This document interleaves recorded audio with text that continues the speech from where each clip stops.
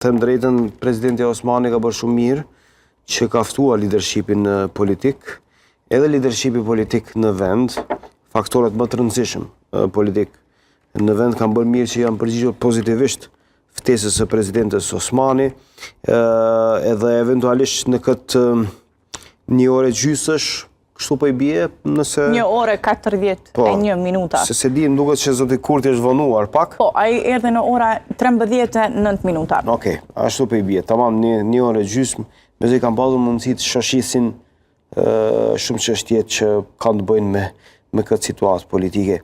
Presidentës I takon që t'i ftoj palët natyrisht do duhet të reflektonin dhe të gjenin një zgjidhje. A jam optimist që në këtë takim të gjendet zgjidhje? Jo, nuk jam optimist fare.